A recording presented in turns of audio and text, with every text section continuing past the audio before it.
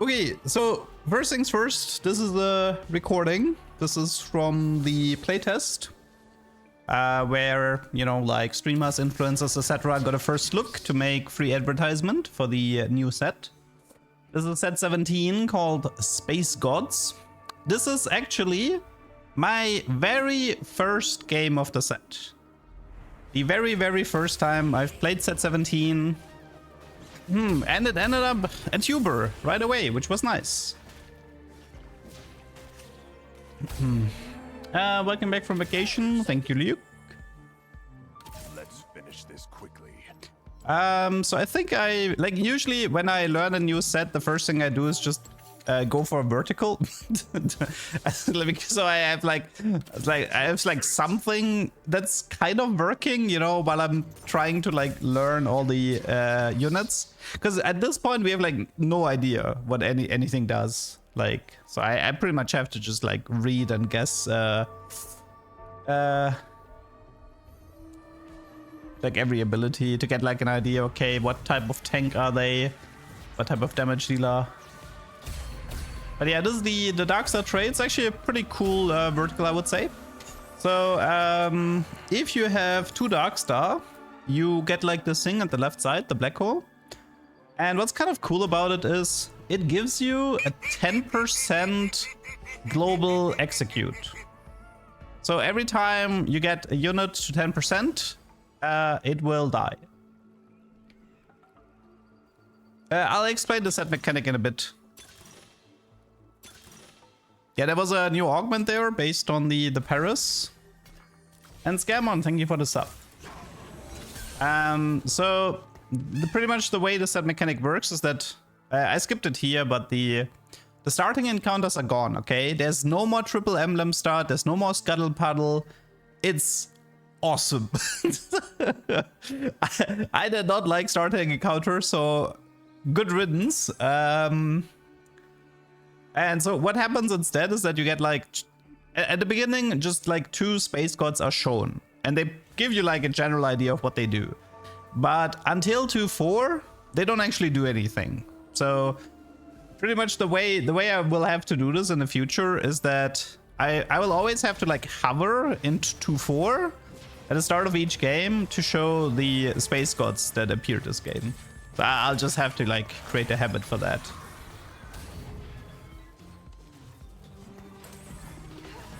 And yeah, Cho'Gath has a stacking mechanic again, so that's cool. I think I've seen one good Cho'Gath in the playtest. Everybody else was like outside. Like, I mean, tier 1 reroll is a little bit specific, but yeah. This is Timebreaker here. I have the Timebreaker. I have like 2 Timebreaker emblems actually. It reminds a little bit of like Exalted. So the way it kind of works is that if you win, you get like this orb on the bench that stacks and you can sell it for XP. So it's very reminiscent of the Exalted orb. And the if you lose, you get a free reroll that's you saved up. So it's kind of like a bard. So a Timebreaker is something you will see a lot because it's always good to play, right? Like if you win, you effectively get +1 gold. And if you lose, you get +2 gold in form of rerolling. So Timebreaker, also, I mean, honestly, the units for Timebreaker, they're not even that bad. Like Pantheon was pretty good, Ezreal is fine. So you can actually expect a decent amount of Timebreaker in the early game. But it's not really something you will commit on late game. It's probably just gonna be like a stage 2, stage 3 kind of thing, and they just kick it out. Hello, Yuna. No time to waste. Have the matches become shorter? No. So one thing is the selection actually took quite a lot because we had like DCs. And if people didn't DC, they didn't make a selection. And if they did make a selection, the carousels took forever. The other reason is you get like every time you have a Soraka space god, like people will have a lot more HP. And as a consequence, the game gets prolonged. So overall, I actually felt like the game length was quite long, even without the carousels. But this might change. I mean, playtests aren't the best way to sort of like estimate game length, since I mean, like, once people optimize the game, you get a better idea on how long the games are actually gonna be. Hello. Hello, Dunking. Are there any champions that aren't in League back in Silco or Laurus? The Meep trade has a mini Brock. So the unit is called Meepsy. It's a Meep on top of a Kruk. So this is the set mechanic. I'll go back to the Meepsy in a bit. So you can choose the left side or the right side. This is like Varus or Echo. And this is called a minor blessing. So first you make a decision based on a god. And then you make a decision based on the minor blessing. And this is gonna be instead of the carousel. And this is sort of like the set mechanic. And this will happen in stage 3 and it will happen in stage 4. And then starting stage 4-7, your choices have sort of like a consequence to it. But we'll get there. So yeah, back to Meepsy. So yeah, Meepsy is like a Meep on a Kruk. And initially it's just a magic tank. But Meepsy actually has a hero augment that makes her into an AP Brock from set 16. Although a much weaker version than Brock from set 16. Do we have anything else? I mean, we have some skin lines that are original. I believe LeBlanc gets a skin line that is not in League of Legends. But I think outside of Meepsy, everybody's a champion, I believe. Oh yeah, Fiora actually, so Fiora in the playtest didn't actually, like, I mean, she's supposed to give you health. I think she has like a Darken type passive. But that one actually didn't really like work in the playtest. And I think if it worked, the games would have been even longer. So yeah, I wouldn't worry about game length with the carousels gone. Yeah, I do have some MF games. I can't show MF. Like, again, this is a recording, right? So I can't really like show anything. But I do have a Misfortune game that I might show today or tomorrow.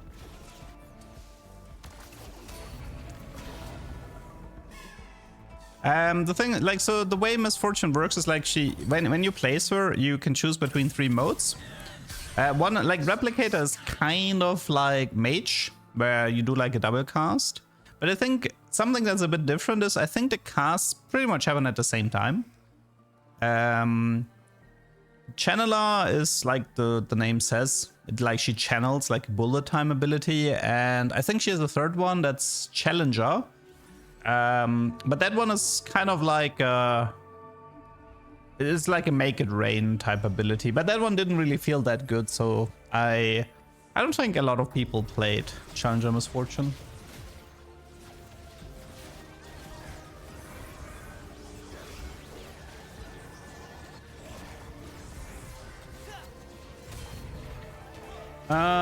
The new mechanic is that you have like these space gods that appear in 2-4, 3-4, and 4-4, and you can like align with them. Like right now, right to the Astral, you can sort of like see a new thingy where it shows that I've made my first selection for Echo.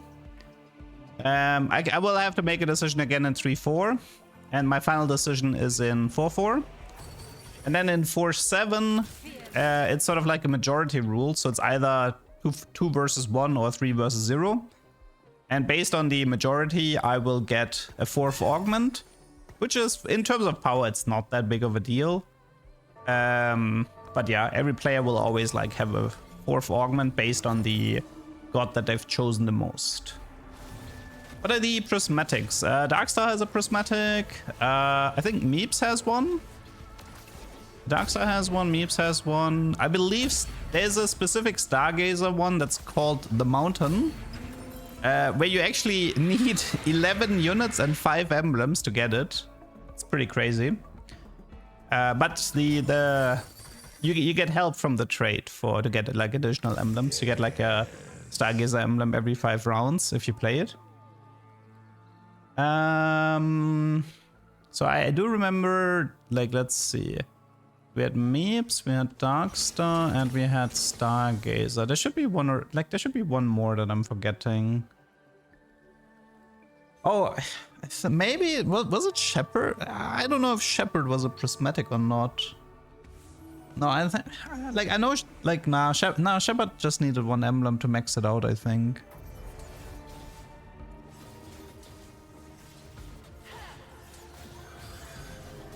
With carousel gone, do you feel like you had less items?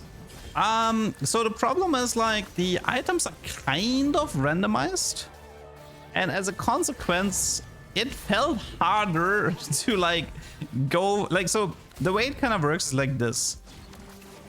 I feel like you have to deal with a lot more random items in stage 2, 3, 4. But to compensate for this, you have an item armory that you can reroll in 4-7.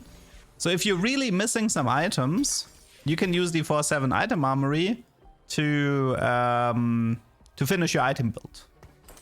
But also there's like a lot of traits like Nova that really help you with like with Nova you can get Shred Sunder.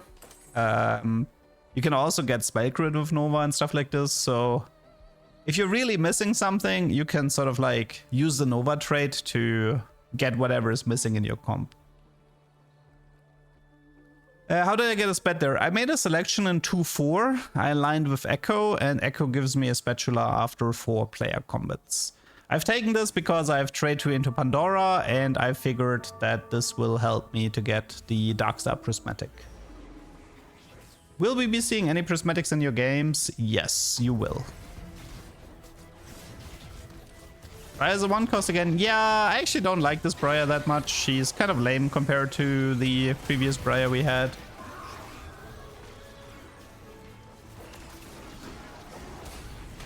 Oh yeah, Kai'Sa actually has a... I like this Kai'Sa. She has a nice ability. She has like 15 rockets or something. And I think she regains flat mana on kill. So there's like a potential for like a perma-casting Kai'Sa if she's able to kill enough. I did like her, so... Stargazer is similar to Admin. No, Arbiter is similar to Admin. Stargazer is more like a KDA type trait, except that it has like different variants. There's like 7 constellations, so at the start of the game, you pretty much always have to like check what is your Stargazer trait this game. And then like some of them are like, okay, this is the... Medallion is like 41 reroll. And the boar is for like eco push, and the mountain is to reach the prismatic and stuff like that. So you pretty much just have to like make a call. Unlock system is gone for now, yes. There is an augment that gives you Z. Like you can kind of like unlock Z with the augment. Like he can start appearing in your shops and stuff like that. But that's about it, I believe. How does Arbiter work? I mean, Admin used to be a 2 and a 4 piece. Arbiter is everything in one go now. So the way Arbiter works is like if you place 2 on your board, you first make a selection on the left, and then you make a selection on the right, and then that's it. And if you play more Arbiters, you just strengthen the effect. I should have Arbiter games later coming up to explain it a bit better.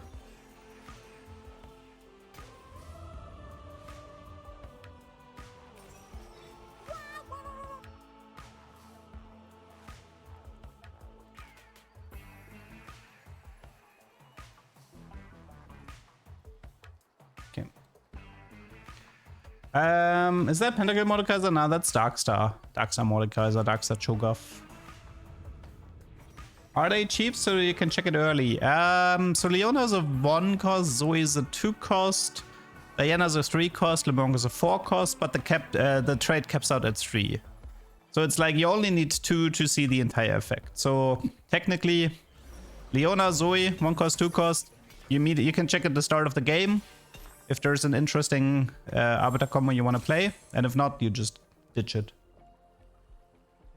Morgana, the new Lucian Senna.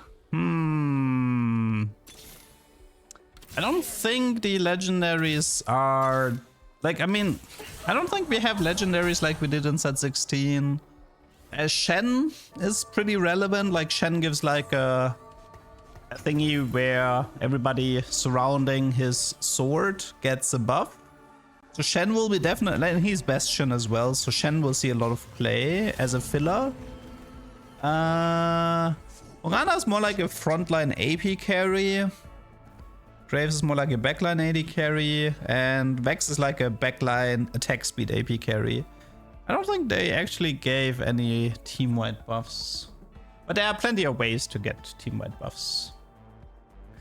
What costumes will the duck have this set? There will be some, definitely. We've already discussed potential costumes. Will take a while to get them done, but we should have them ready, hopefully. Does Bard have a cool gimmick? Yes. So Bard can kidnap enemy units, and print you a copy on the bench. And he also can steal the Elder Dragon. It is now an intended mechanic that the Elder Dragon can be placed on your board with Bard. In case you're wondering what these black orbs are, this is coming from the 6 Darkstar trait. Consider it like target dummies. Okay, so if you have like 6 Darkstar, you get 2 target dummies with a bunch of HP that doesn't really do anything except strengthen your front line. Shopbots I think are the same, but there are ways like the Varus favor that can influence your shopbots. Azir Soldiers, yeah, you can, yeah, Azir Soldiers is a pretty good example.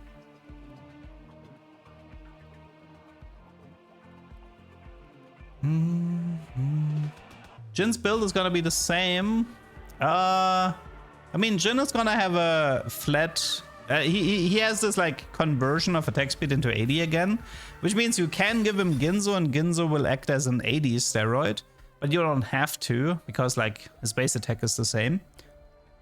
He will probably run like an. I mean, you can do something like, I don't know, like Ginzo Guardbreaker IE, or you can go full crit with IE Whisper Striker. I don't know. He'll just have something like that. It's like, I mean, attack speed for Jin just means more 80, which means you can do it, but you don't have to. Morgana's trait gives 5-10% less damage from abilities to allies based on her form. Really? Okay.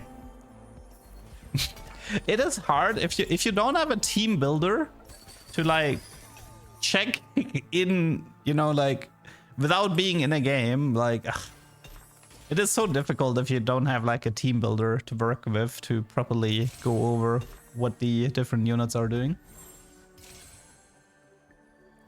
Divine artifacts, you can definitely cook with those. Some of them are quite exciting. So especially the Yasuo one is very exciting. Quack, miss watching you. Well, I'm officially back, and you don't have to expect any breaks anytime soon, so yeah, we are back on schedule. Is there any chance for scaling? Cho'Gath has an infinite HP scaling if he executes unit with his eating. I think that was it. I mean, technically Arbiters can have scaling, but you can do, like in Arbiter, you can be like every 3 auto attack, gain permanent HP. That's technically scaling, right?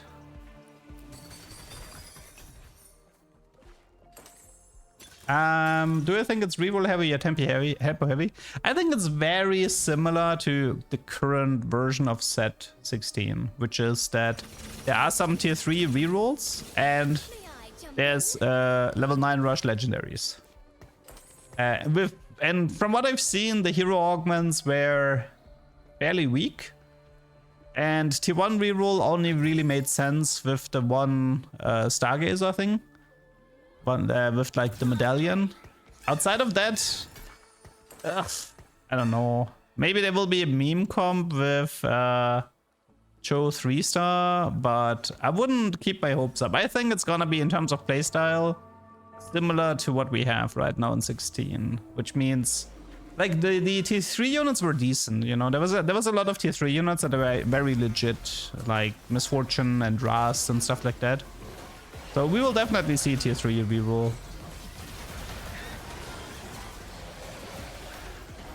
Is there one cost that stands out as a carry? I love Talon. It's a really nice version of Talon. He's like a jump with the dot. And honestly, Talon felt great. Definitely loved playing him.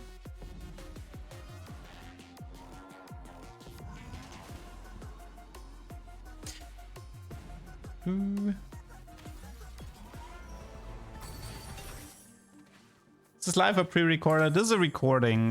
You can only play the set. For Europe, it's gonna be Tuesday evening. For NA, it's Tuesday afternoon. And for Asia, it's gonna be on the 1st of April, like at 3 in the morning or something. Like, that's usually the time frame. I mean, it can always be slightly different.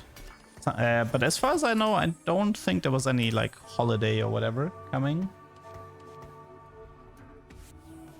Is there a correlation between the devoted god and the trait you choose? No. 0. So, it has more to do with playstyle. Meaning, like Aurelion, like for example, like Soraka is great if you want to play Anima because Soraka gives you a ton of bonus HP. Aurelion is great for level 9 rush because he gives you things that make level 9 rush better. Kale just straight up gives you items, so if you love going for best in slot, then Kale is your way to go. Thresh is just RNG, like Thresh can give you crazy outcomes, but you don't know what you're getting. So here it's like Echo can give you spatula and artifacts as an example.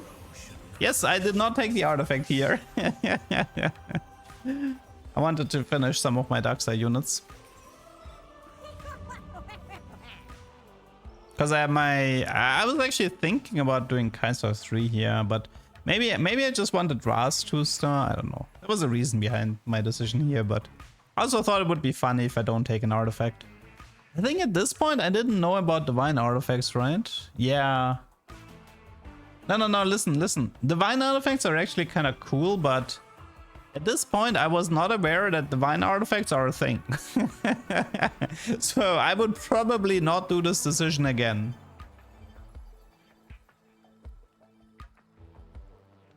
So yeah, now this was the third Space God decision, and the consequence of this you will be able to see in stage 4-7. So this is the mech thingy. The initial Aurelion has like a Vel'Koz laser-ish, and if you transform him, then he's very big now because of Darkstar, but he has like the flying things, but in set 2 they used to mana drain, but they don't do that anymore. It's honestly just a damage dealer now. Oh, also he doesn't fly into the backline anymore. He will actually stay in your backline. That's also a change. He will stay safe.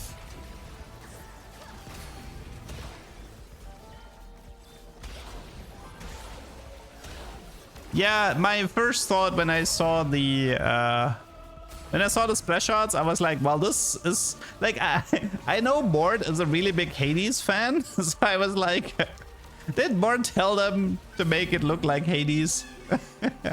I mean, to be fair, it is a really cool part of Hades, so you know, like, can't blame them for copying it because it's a really cool concept.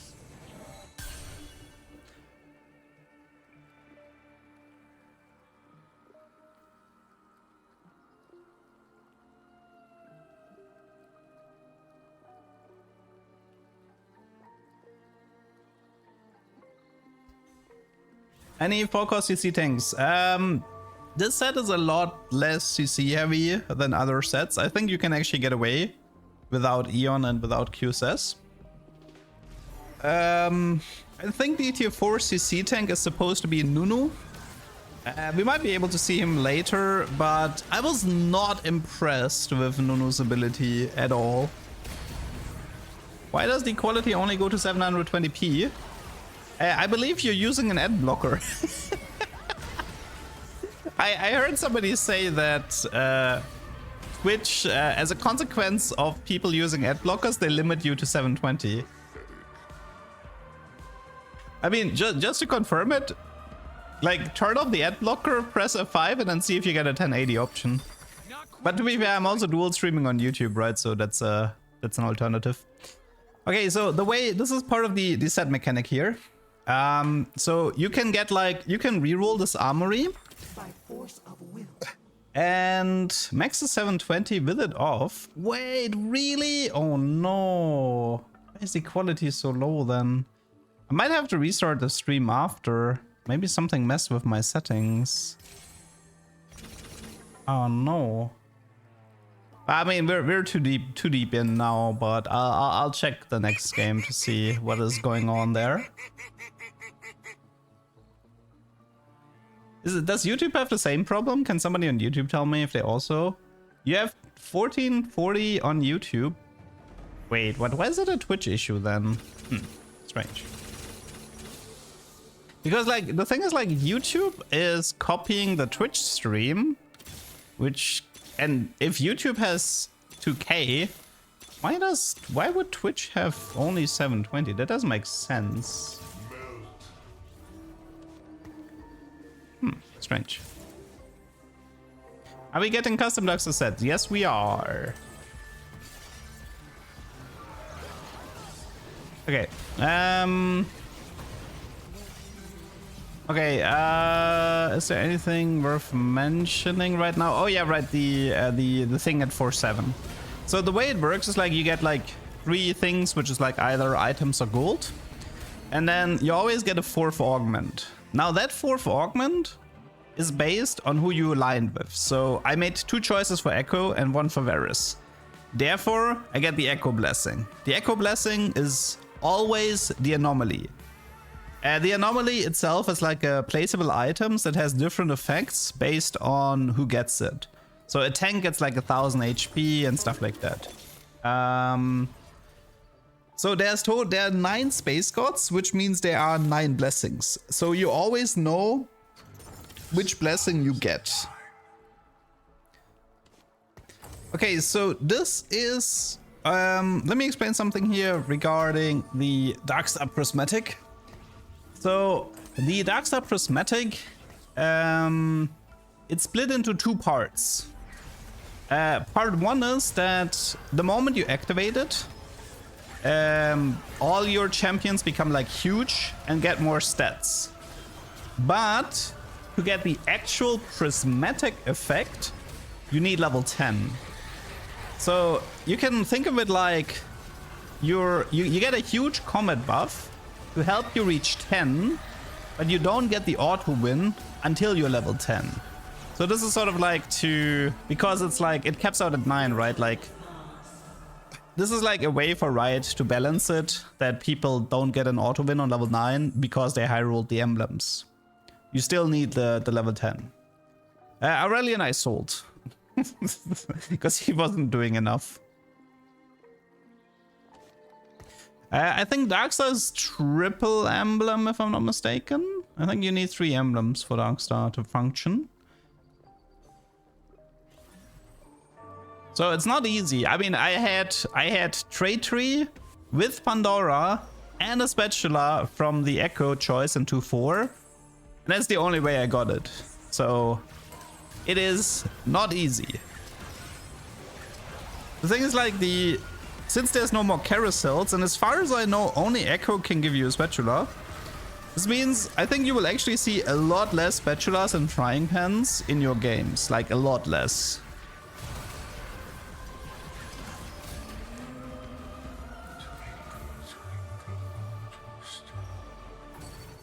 Let's make them notice. Okay, so this is the new carousel starting stage 5. So in stage 2, 3, and 4, you make like the choice. But in stage 5, 6, 7, 8, you just get an item armory where you choose between a completed item, a completed anvil, or gold. And this is gonna be the carousels for like stage 5, 6, 7.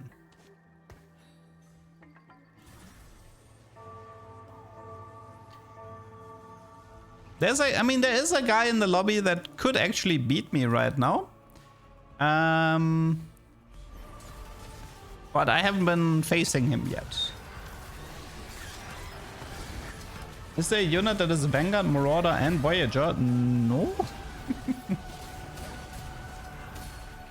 I don't think I hit any 3-star 5 gods, but my opponents definitely hit a lot of them. How many champions do we have? I'd have to count, but it's obviously a lot less compared to 16.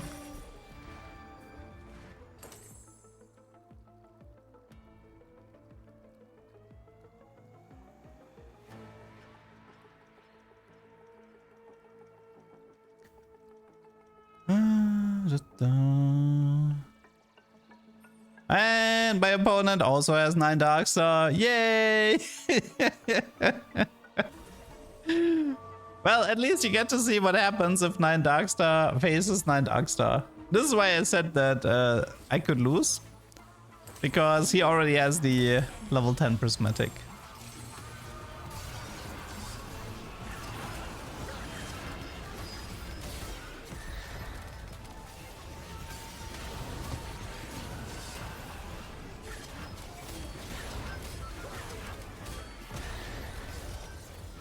I do like the Jin's ability. He has a really nice ability overall. Like people, like Jin is gonna be an absolute staple for late game boards. He's like, him and Graves are like the tier 5 units, but I feel like Jin overall, I would say Jin felt a bit better than Graves. I mean, Graves might, I think Graves has a higher ceiling, but Jin is like more like you place him on the board and you don't even need Sniper or Darkstar, the guy is a beast. The Anomaly item is coming from the Echo Favor from stage 4-7. I think it just gives him some offensive stats. Nothing special. So to get the true Prismatic effect, you do need level 10, which I should get here. So now I unlocked the full Prismatic.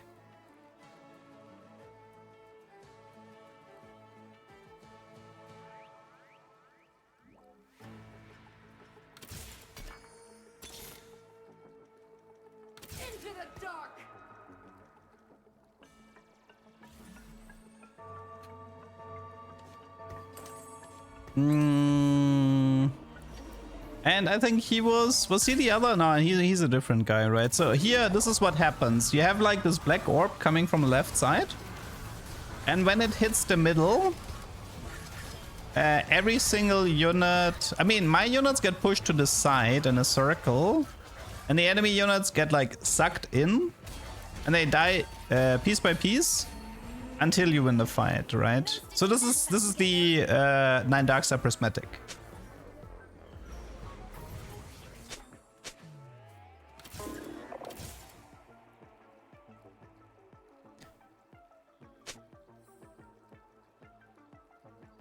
But the problem is he also has 9 Darkstar, and now we have 2 black holes about to collide with each other. And in hindsight, like if I would play this again, I would know how to defeat him. But I'll explain that a little bit later.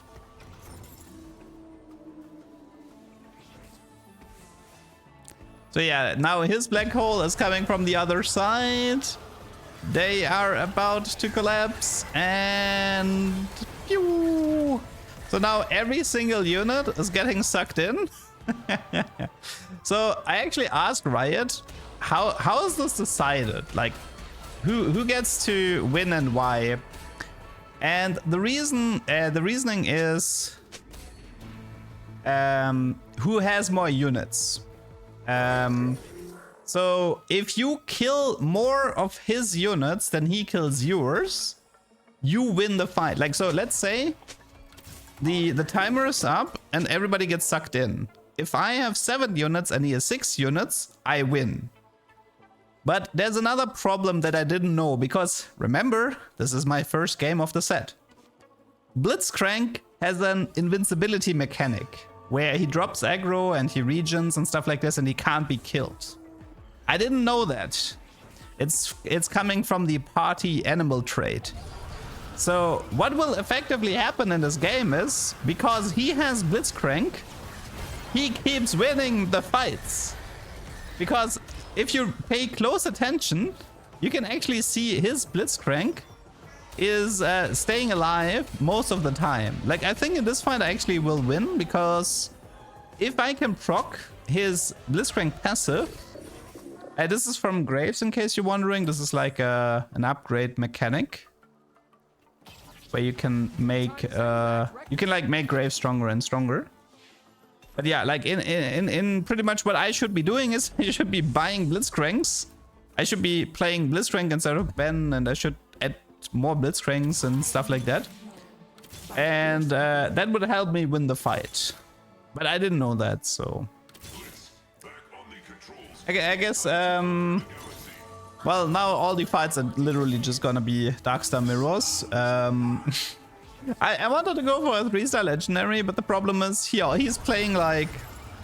He's playing Jin already, so I can't go for Jin 3.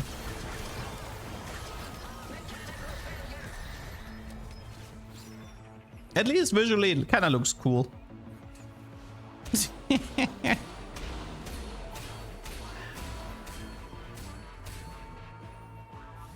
But yeah, I don't know. I don't think you're gonna have to worry too much about two Darkstar Prismatics facing each other. It is kind of funny that it happened in the very first game of the set, but it is what it is.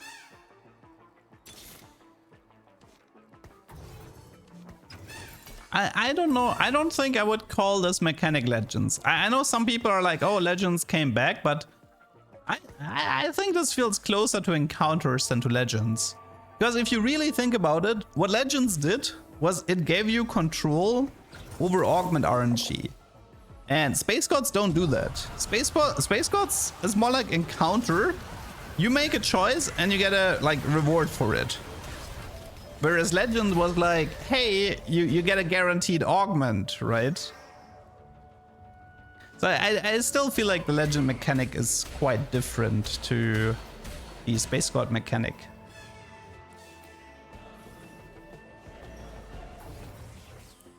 I mean, listen, I had no idea why I was winning or losing fights. Afterwards, I asked Riot, and Riot told me that the tiebreaker is based on who has more units. So apparently the concept is kill more of the enemy units before the black hole hits. I think that seems to be the concept of how to win the tiebreak. Why don't I use Blitzcrank 2? I explained it earlier. This is my first game.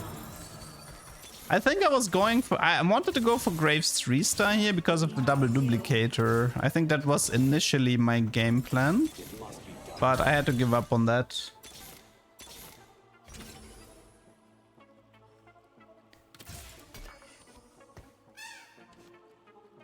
The guest? You mean the... my Darkstar triggers later because I keep visiting his board? Maybe. I don't know. I mean, the thing is, like, it doesn't matter if we have the same... I mean... I don't know. Who's ever joining the other has the faster black hole. But yeah, I guess it does look like one is faster than the other. Interesting. Yeah, maybe that's it.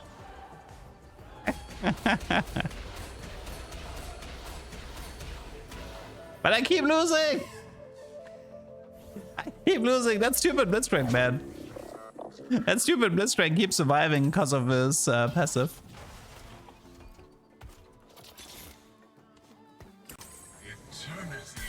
Yeah, so overall the game plan I think was just to spam my board full of Blitzcranks, and then maybe that would have made a difference.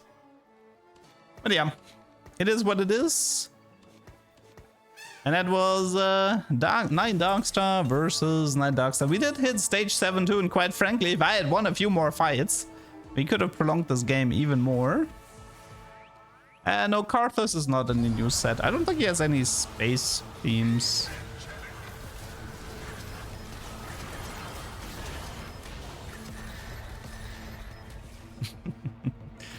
It's a cool visual though, I'll give him that. I like that you get to enjoy it, like the fight isn't just over in half a second. And that's it, GG.